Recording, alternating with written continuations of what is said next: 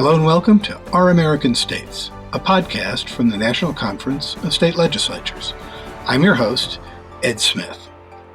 Nobody had ever talked to voters about their experience when they voted.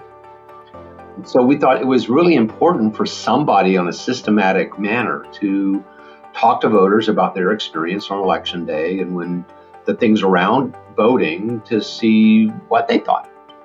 That was Charles Stewart III, a professor of political science at MIT for the past 40 years and head of the MIT Election Data and Science Lab. He's my guest on the podcast to talk about how people voted in the 2024 election and how they felt about it. Since 2008, Stewart has surveyed voters in every state and the District of Columbia to find out whether people voted in person or by mail, how confident they were in the election, how satisfied they were with the voting experience, and other matters. Stewart joined the podcast to discuss the findings from his most recent survey. Some findings might be as expected, but others might be a little surprising, such as the high level of satisfaction people have with the voting experience. Here's our discussion. Professor Stewart, welcome to the podcast. Oh, it's a pleasure to be here. Professor Stewart, thanks for coming on the podcast. I wonder if you could start by explaining the genesis of your survey of the performance of American elections, how it works, how many people you surveyed, that sort of thing. The survey of the performance of American elections, which I call SPAE, some people call it just SPAE, which I dislike, so I'll call it SPAE.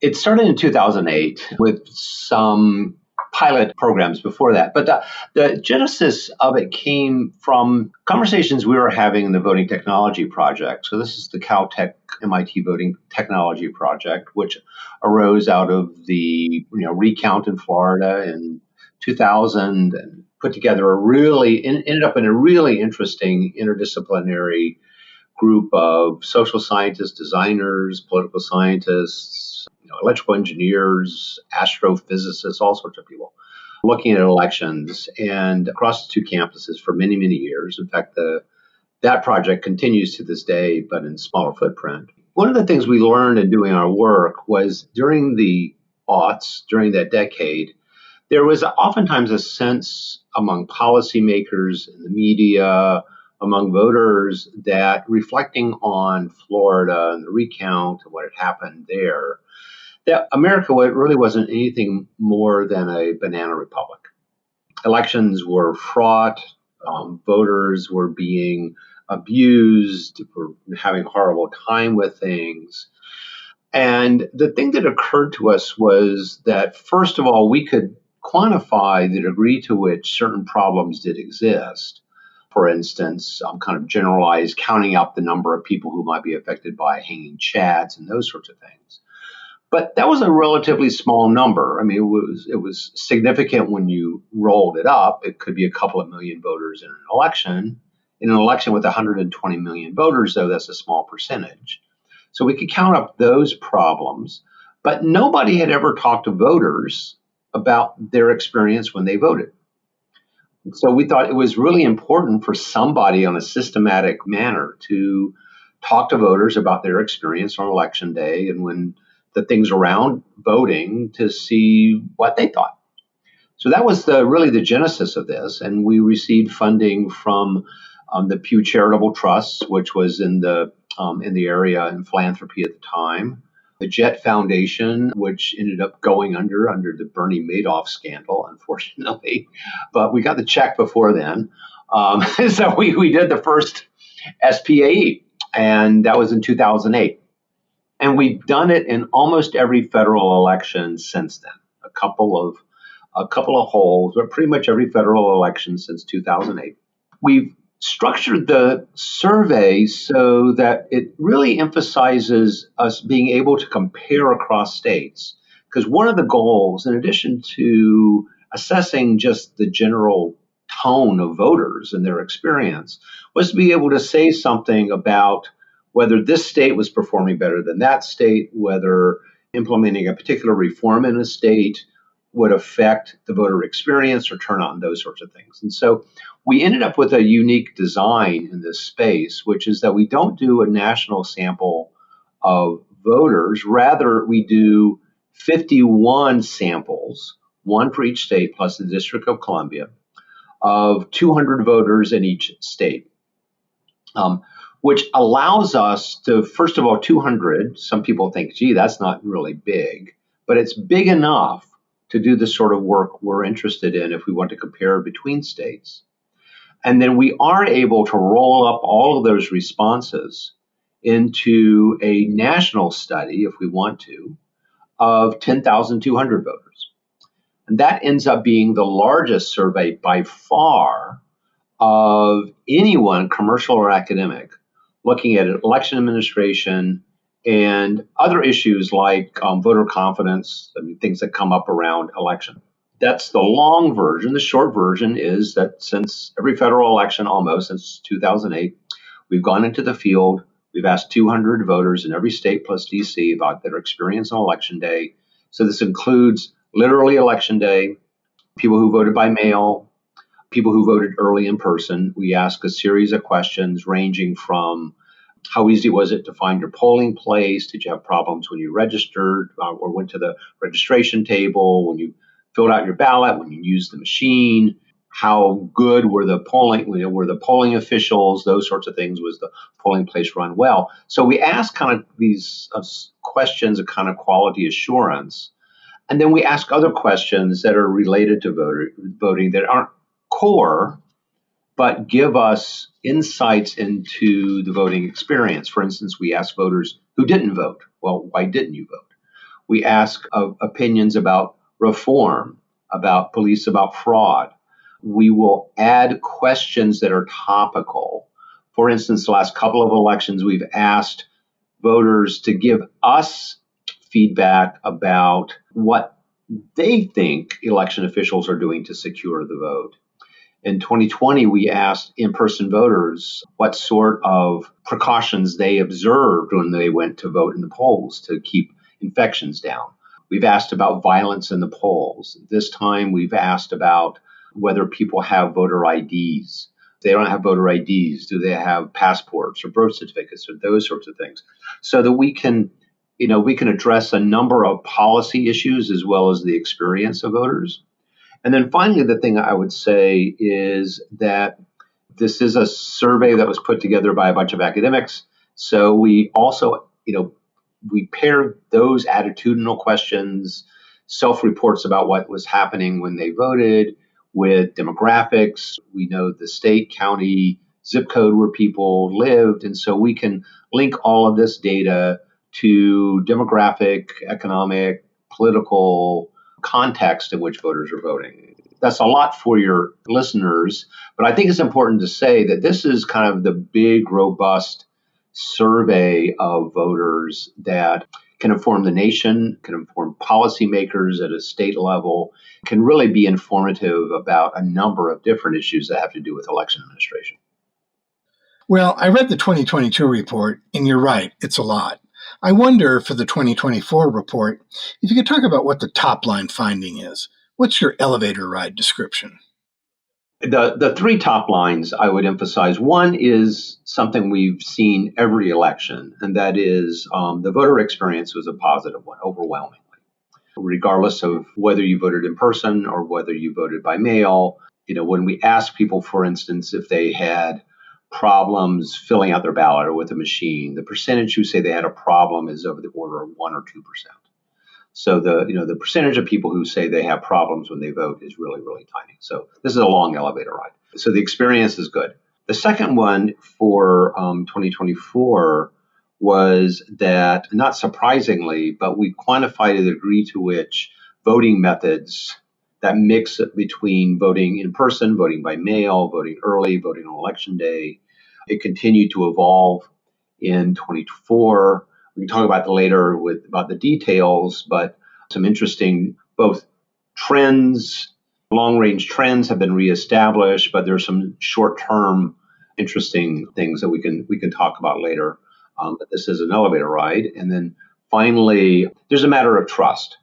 And there, again, there's a lot more to say about this, but the short answer is that levels of trust, at least reflected in these survey questions, Americans are the most trusting of these election results that I have ever seen, not only in the SPAE, but in the commercial polls that preceded it, going back to 2000.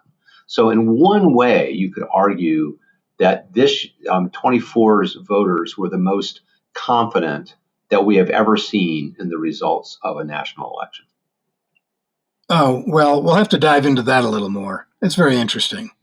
Let me ask you, before we go into some of those details, just what's the biggest difference that you've seen in the voting behavior between midterms and presidential election years? Well, I mean, I've looked at the turnout for probably actually every every election going back. A couple of broad things. Going back to certainly the beginning of the 20th century up to the present, midterm elections have had turnout rates that are about 60% of presidential elections. That's the main thing. And some other just kind of quick factoids. There is a difference in the electorate between midterm and presidential elections. The midterm election is a more experienced electorate.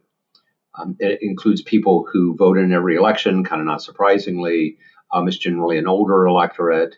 It used to be a more Republican electorate, although that may be changing. That has consequences for the experience of voters compared to the presidential electorate, which surges in people who are younger, first-time voters, people who only vote in presidential elections. If you vote in only one kind of election, it's generally a presidential election. That's a less experienced voting crowd, people who are more likely to have problems, people who are actually more likely to vote on election day. There are these differences. The final thing I would say is that we've seen a pretty steady increase in turnout at the presidential level since the 2020 election, so that now we're at a level that's as high as it has ever been since, say, the passage of the 19th Amendment, which brought women into the electorate, and that the midterm levels, because you asked specifically about midterm voting, it really started sagging kind of dramatically, significantly in the late 60s, early 70s. But that has kind of come back. And so we're now, again, it's about 60% of the presidential turnout. But considering the presidential turnout now is at historic levels, it also means, with the exception maybe of the 2014 midterm turnout now is also approaching historic levels as well. Let me ask you about voting by mail. From 2000 to 2022, as I understand it, there was a significant drop in voting by mail. I wonder if that happened again from 2022 to 2024. Well, it's really interesting. Actually caught me a bit by surprise. We don't have the PowerPoint slide, so I'll try to navigate the slide. So if we go back into the late 1990s, if we trace out the rise in voting by mail, it was a steady rise from, around 10% of voters voting by mail back at 2000 to something around 25% or so voting by mail by 2016 and 2018 in there. And it was just a couple of percentage point growth. It was steady.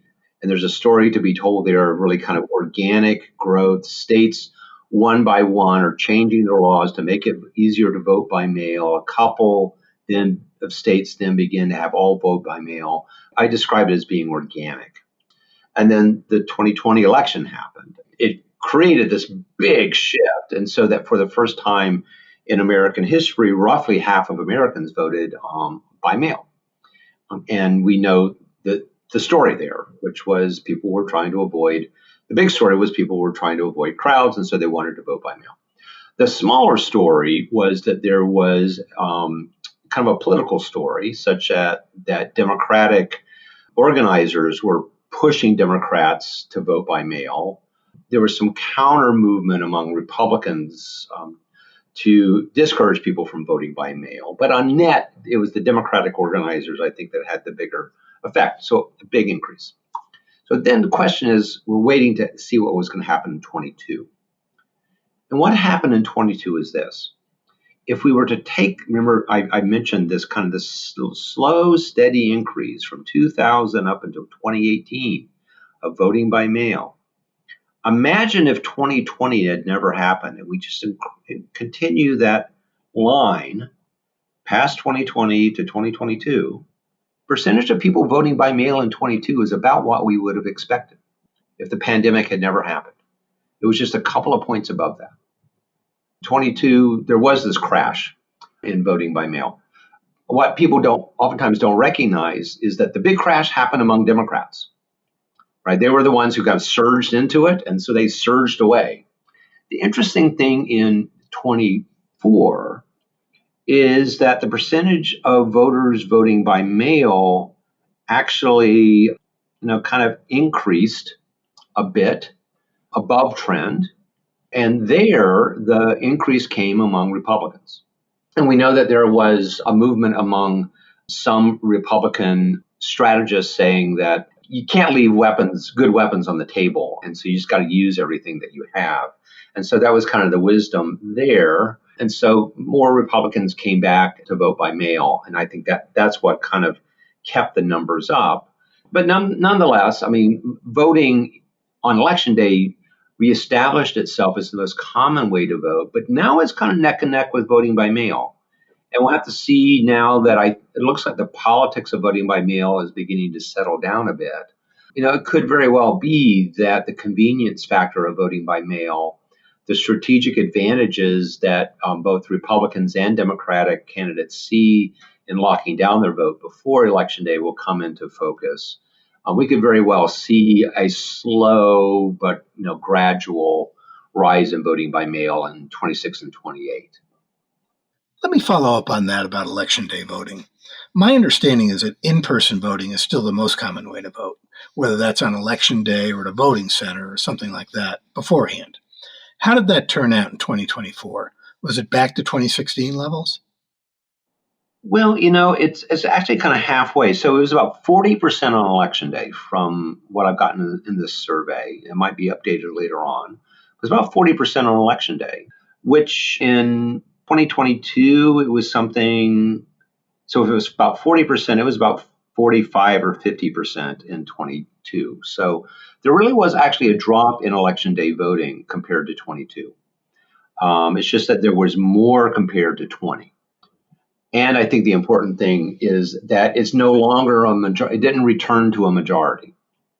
So it's really 40, 30, 30. So it's 40% on Election Day, 30% by mail, 30% early in person. That's nationwide. It certainly varies by state, but nationwide, that's how it is. I'm sitting here in Colorado, so my perspective is entirely skewed by the fact that I've voted at my kitchen table for quite some time now. You talk to voters about their consumer experience, if you will. How did people respond whether they voted by mail or voted in person? Did they feel like they had the options they wanted? Were they satisfied with the experience?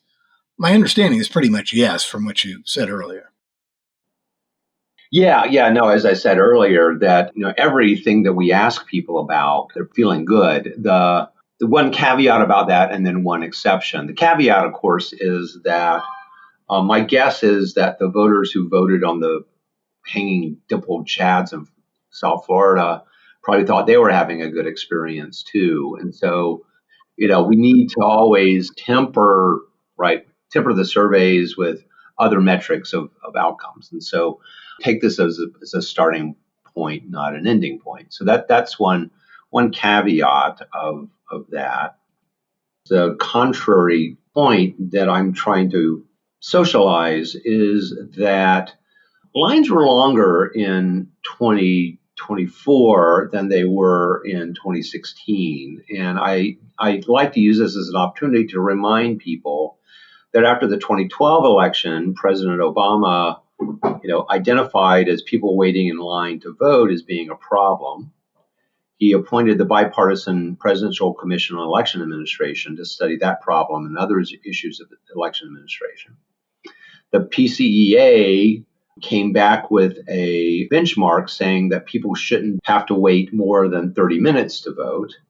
And the percentage waiting more than 30 minutes to vote in 2024 was, of course, less than in 2020 because it spiked up for a variety of reasons. But it didn't come down to where we had landed in 2016. In 2016, we really got the wait times down. There was a lot of effort among local election officials to work on line length. And so line lengths now are about where they were in 2012 again. I'm hoping that as people find this out, that state legislatures and state and local election boards and election officials will turn their attention to what's going on here. It's certainly not a crisis, and it certainly doesn't appear to be of the same form of long lines as before, but it's a performance area where it looked like we had kind of licked this thing, and I think we're back to kind of square one or square one and a half. Let me ask you, for those of us who are vote-by-mail people, about ballot tracking, something I find extraordinarily efficient. What do other people think about that? What did your survey tell you?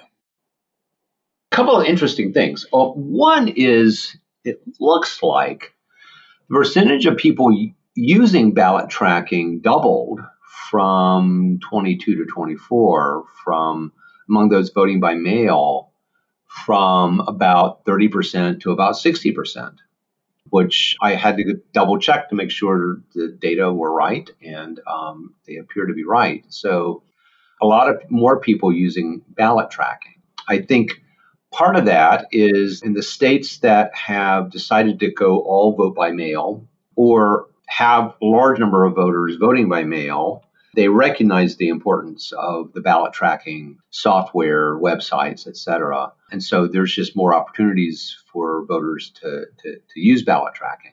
I also think that ballot tracking is useful, and you see this in the survey, because of concerns about voter security. And so people are motivated both by a desire that their own ballot be received and be counted, but also people who are also just concerned about the possession of ballots and whether they actually make it through the counting stream. That security concern is also driving some people to use ballot tracking, just to make sure that there's the flip side of this being wanting to make sure my ballot gets there, is this worry that someone's going to steal my ballot or someone's going to steal other people's ballots. And so we have to be attentive here. It looks like the platforms that are being used are across the board. Kind of equal numbers are getting text messages, are going to websites, getting emails. And so it looks like there's no one way of getting ballot tracking. Someone from Colorado, you can get the application that basically tells you everything about your mail ballot from the moment it leaves the election department to the moment it returns back there, has been accepted and gone into the counting stream. There's that. There are other places where the amount of information is more limited. And so, that's something I think in a policy area to be looked at. One thing you mentioned before, which I find interesting, is people who didn't vote, and why. I had a friend years ago who always wore a button on election day that said, "Don't vote, it only encourages them." It's not a sentiment I particularly agree with, but it does make me curious about those people, and what did people say about why they didn't vote? A couple of things. The first thing, actually, that has to be said is that in a survey like this, about half the people who didn't vote tell the survey that they voted, which tells you something about the social desirability of voting. And although your friend kind of wore their non-voting on their sleeve or their lapel, roughly half the folks are kind of ashamed that they didn't vote. It's called social desirability bias in survey research. By the way, there's one feature of this survey that I should mention. We buy a module, or we contract with a survey company where they will go out, and they're doing it roughly right now that all of the voter registration lists have been updated. They know the identity of the people in the survey. I don't, but they do. They're going through those voter registration lists to tag everybody who actually voted. And that's why I can tell you what fraction of people who said they voted actually didn't vote. Among those who are willing to admit they didn't vote, it's kind of a dog stew of reasons. The biggest reason was not liking the candidates. The top two typically are not liking the candidates, not being interested in politics, which I consider to be kind of very, very similar. And that's about a quarter to a third of the non voters. And then you begin to get in areas where it's like 10% will say they were sick. Another, 8% will say they were too busy. A few people will say they're out of town, those sorts of things. One of the cautions about this study or any other study on non-voting is actually any study of anything where you ask people their reasons for doing things is that we know that people don't know why they do things. If we turned around and asked people who actually voted why they voted, they probably wouldn't do it. They would give you an answer, but whether that was quote unquote the real answer, we don't know. But to the degree that we can tell, it's a good number of people just aren't interested in politics. They don't like politics. They don't like the candidates. They don't like something about it. And then a lot of the others either rationalize or they, say out of town, sick, forgot. I'm always amazed that got 4% who will say, I forgot about the election. You mentioned before the issue of confidence in elections. I wonder if you could talk about that in terms of what people's attitudes are about the competency of elections, whether they think the election is administered correctly, that sort of thing. When you look at surveys of my type, we see a couple of general patterns, and we saw this in 2024. I would identify two really important patterns. One is the closer the target of voting is, and I'll explain what that means, the more confident you are. By target, I mean, if I ask you, how confident are you that like your vote was counted as you intended, or your vote was counted fairly, something like that? Something like 90% will give some flavor of confidence. If I ask you, how confident are you that the votes in your county were counted properly or fairly or something like that, it'll be like 80%, and then 70% for the state and 60% for nationwide. Also, as we go further away from you, the fraction of people who are confident become less and less likely to say very confident and become more likely to say somewhat confident. But the point I should just note here is that even in 2020, in which a lot of people got worried about voter confidence, most Americans still responded that they were some flavor of confident in the votes counted in the 2020 election. So like 60%. That's thing number one. Thing number two is that if you look across time, again, I'm thinking since I've been asking these questions in 2008, but I've also done research where we look at these questions when they were asked before 2008, starting in 2000 to the present. And that the overall level of all of those answers has been pretty constant across the last couple of decades, quarter century. What has varied, and this gets into in the next point, what has varied has been patterns of partisan confidence. So the one that people will resonate with the most, I think, is to think about what happened in confidence from say 2012 through 2020 into 2024, where if you ask people the question about the national level, you had 60% roughly who would always say confident of some sort. But in 2012, when a Democrat won the presidency, it was Democrats who might have been at 70 and Republicans might have been at 50. 2016, when a Republican wins the presidency, those numbers flip.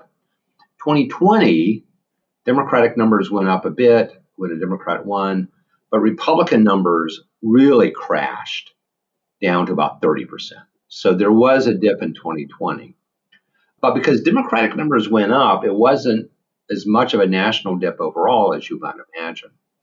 And then in 2024, Democratic confidence came down a bit and Republican confidence rebounded quite a bit. And so that's what we see at the national level in 2024. And when I say that we're at historic levels of confidence by this measure, what I mean is that this really high level for the Democrats, sometimes I say Democrats what's kind of lost in these patterns in recent years is Democrats have kind of become irrationally exuberant about how good election administration is. Election administrators can do no wrong. And so their confidence has really stayed at really historic highs for Democrats, even when they came down in 24. And so when Republican numbers come back up to meet where they were before, those two things together push the national number up into historical levels. And that's similar patterns we see when we ask about the state, county, your own vote. Just the numbers don't move as much.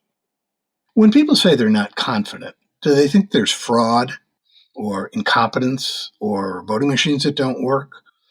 Do you get a sense of why they don't have confidence? That's one of those things where we need more and better research. I'll say there are two things we do know. One is that the people who say they are the least confident also are more likely to believe there's a lot of fraud, for instance. And so there appears to be a relationship between the two. But we don't have any good what's called panel studies where we observe people over time such that, say, Republicans in 20, was there an increase in the number of Republicans who thought there was a lot of fraud? And so did the confidence tank because there was a big increase in fraud? Or was it that Republicans, even those who believed there wasn't a whole lot of fraud, thought there was something wrong in 2020?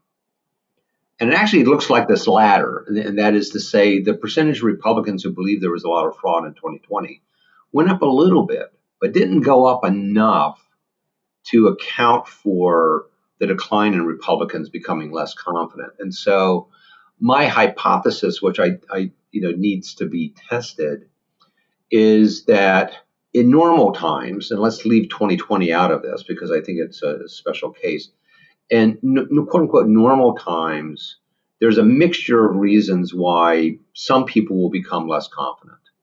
And what we know is that belief doesn't last very long. And so I think it's probably just kind of a disappointment. So it's more probably a psychological sense among some people being disappointed in their answer in a certain way. In 2020, there were a couple of things going on there. One was the psychological disappointment. The second was a belief that there were policy changes made in the election that were illegitimate. I think for those of us in the commentariat, kind of the chattering classes, we oftentimes fail to distinguish different reasons for the loss of confidence. I would argue to be legitimately unhappy with some of the policy changes that were made in 2020. It's not crazy to say, if not for those policy changes, the outcome would have been different. I don't believe that. I think the evidence is contrary to that. But that's not a crazy hypothesis to maintain. That's different from other things like a strong visceral response, a belief that things were stolen.